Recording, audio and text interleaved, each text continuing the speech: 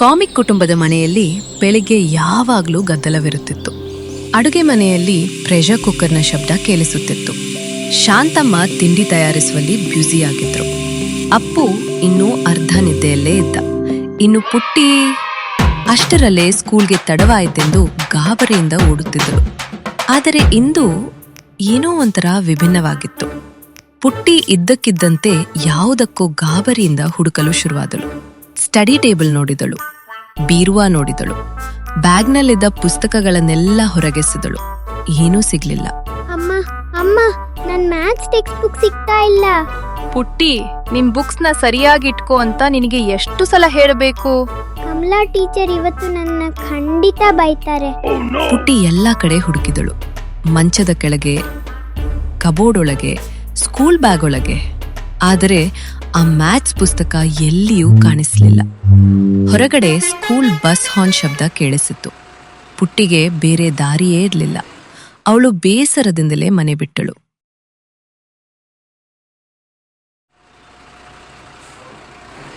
Simba ಎಲ್ಲವನ್ನೂ ಸುಮ್ಮನೆ ಗಮನಿಸುತ್ತಿತ್ತು. ಬಹುಶಃ ಅದಕ್ಕೇನೋ ತಿರಿದಿರುವ ಹಾಗಿತ್ತು. ಶಾಲೆಯಲ್ಲಿ ಕಮಲಾ ಟೀಚರ್ ಕ್ಲಾಸ್ಗೆ ಬಂದರು. Good morning miss. Good morning children.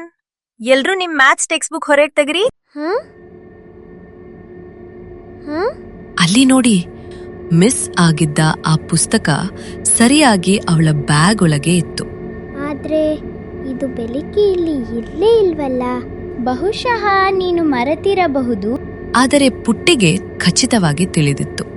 ಅವಳು 3 ಸಲ ಬ್ಯಾಗ್ ಚೆಕ್ ಮಾಡಿದ್ದಳು. ಏನೋ ವಿಚಿತ್ರ ನಡೆಯುತ್ತಿದೆ. ಮರುದಿನ ಬೆಳಿಗ್ಗೆ ಇನ್ನೊಂದು ಸಮಸ್ಯೆ ಶುರುವಾಯಿತು. ಈ ಬಾರಿ ಅದು ಅಪ್ಪು. ಅಪ್ಪು ಇಡೀ ಮನೆ ಹುಡುಕುತ್ತಿದ್ದಾನೆ. ಸೋಫಾ ಕೆಳಗೆ, ಡೈನಿಂಗ್ ಟೇಬಲ್ ಬಳಿ, ಅಡುಗೆ ಮನೆಯಲ್ಲಿ.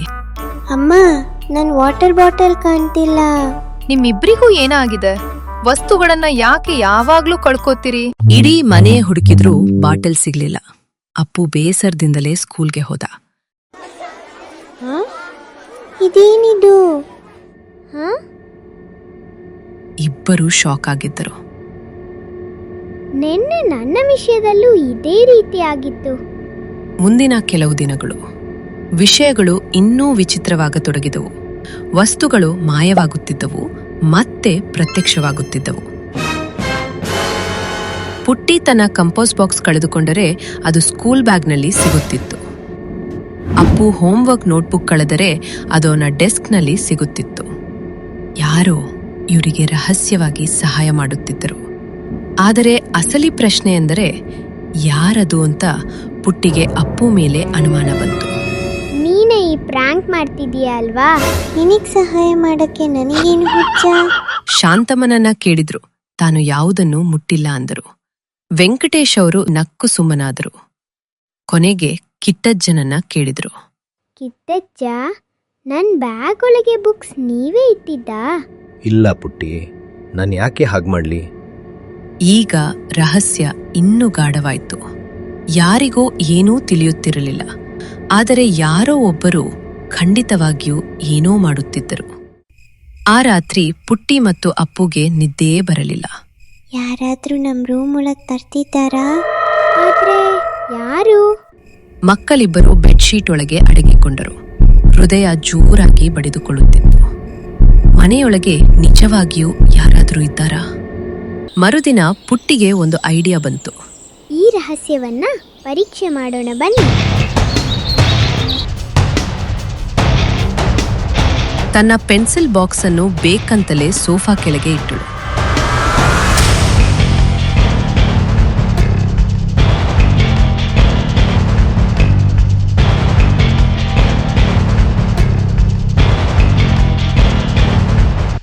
ಸ್ಕೂಲ್ನಲ್ಲಿ ನೋಡಿದಾಗ ಆ ಬಾಕ್ಸ್ ಮತ್ತೆ ಬ್ಯಾಗ್ ಒಳಗೆ ಇತ್ತು. ಇದು ಅಸಾಧ್ಯ. ಈಗ ಅವರಿಗೆ ಪಕ್ಕಾ ಖಾತ್ರಿಯಾಯಿತು, ಯಾರೋ ರಹಸ್ಯವಾಗಿ ರೂಮ್ ಒಳಗೆ ಬರುತ್ತಿದ್ದಾರೆ ಅಂತ.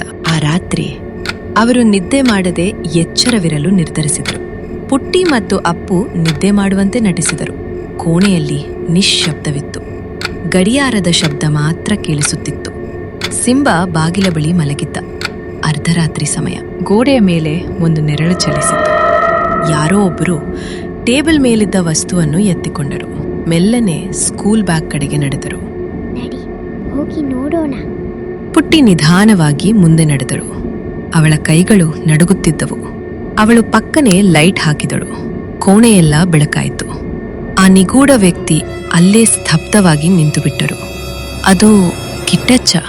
ಕಿಟ್ಟಜ್ಜ, ಇಷ್ಟೆಲ್ಲ ಮಾಡ್ತಿತ್ತು ನೀವಾ? ಕಿಟ್ಟಜ್ಜ ಸೌಮ್ಯವಾಗಿ ನಗುತ್ತಾ ಎಲ್ಲವನ್ನೂ ವಿವರಿಸಿದರು. ನೀವು ವಸ್ತುಗಳ ಬಗ್ಗೆ ತುಂಬಾ ಕೇರ್ಲೆಸ್ ಆಗಿರೋದನ್ನ ನಾನು ಗಮನಿಸಿದೆ. ಎಲ್ ಬೇಕೋ ಅಲ್ಲಿ ಎಸೆದು ಆಮೇಲೆ ಬೇರೆಯವರನ್ನ ಬೈತೀರಿ. ಅದಕ್ಕೆ ನಿಮ್ಗೆ ಒಂದು ಸಣ್ಣ ಪಾಠ ಕಲ್ಸೋಣ ಅಂತ ಅನ್ಕೊಂಡೆ. ಪ್ರತಿ ರಾತ್ರಿ ಕಿಟ್ಟಜ್ಜ ಅವರು ಕಳೆದುಕೊಂಡ ವಸ್ತುಗಳನ್ನ ಕಲೆ ಹಾಕಿ ರಹಸ್ಯವಾಗಿ ಬ್ಯಾಗ್ ಒಳಗೆ ಇಡುತ್ತಿದ್ದರು. ಮಕ್ಕಳು ತಮ್ಮ ತಪ್ಪನ್ನ ತಾವೇ ಅರಿತುಕೊಳ್ಳಲಿ ಎಂಬುದು ಅವರ ಆಶಯವಾಗಿತ್ತು. ನಾವು ತುಂಬಾ ಕೇರ್ಲೆಸ್ ಇದ್ವಿ, ಕ್ಷಮಿಸಿ ಕಿಟ್ಟಜ್ಜ. ಮರುದಿನ ಬೆಳಿಗ್ಗೆ ಮನೆಯಲ್ಲಿ ಎಲ್ಲವೂ ಬದಲಾಗಿತ್ತು. ಪುಟ್ಟಿ ತನ್ನ ಪುಸ್ತಕಗಳನ್ನು ಅಚ್ಚುಕಟ್ಟಾಗಿ ಜೋಡಿಸಿದಳು. ಅಪ್ಪು ತನ್ನ ಬ್ಯಾಗ್ ಅನ್ನು ಸರಿಯಾಗಿ ಇಟ್ಟುಕೊಂಡ. ಎಲ್ಲವೂ ಅದರದ್ದೇ ಜಾಗದಲ್ಲಿತ್ತು. ಕಿಟ್ಟಜ್ಜ ಹೆಮ್ಮೆಯಿಂದ ನಕ್ಕರು. ಆ ಪಾಠ ಕೆಲಸ ಮಾಡಿತ್ತು. ಕೆಲವೊಮ್ಮೆ ಪಾಠಗಳನ್ನ ಶಿಕ್ಷೆಯ ಮೂಲಕ ಕಲಿಸಲು ಸಾಧ್ಯವಿಲ್ಲ. ಅವುಗಳನ್ನ ತಾಳ್ಮೆ ಮತ್ತು ಸೌಮ್ಯವಾದ ಮಾರ್ಗದರ್ಶನದ ಮೂಲಕ ಕಲಿಸಬೇಕಾಗುತ್ತದೆ. ನೀತಿ: ಜಾಗರೂಕತೆ ಎಂಬುದು ನಾವು ಬೆಳೆಸಿಕೊಳ್ಳಬೇಕಾದ ಒಂದು ಅಭ್ಯಾಸ. ನಮ್ಮ ತಪ್ಪುಗಳಿಂದ ನಾವು ಕಲಿಯಲು ಶುರು ಮಾಡಿದಾಗ ಒಳ್ಳೆಯ ಅಭ್ಯಾಸಗಳು ನಮ್ಮದಾಗುತ್ತವೆ. ನಿಮ್ಗೆ ಈ ನಮ್ಮ ವಿಡಿಯೋ ಇಷ್ಟ ಆಗಿದ್ರೆ ಲೈಕ್ ಮಾಡಿ, ಶೇರ್ ಮಾಡಿ, ಕಮೆಂಟ್ ಮಾಡಿ. ನಮ್ಮ ಕಾಮಿಕ್ ಕುಟುಂಬ ಕನ್ನಡಕ್ಕೆ ಸಬ್ಸ್ಕ್ರೈಬ್ ಮಾಡಿ.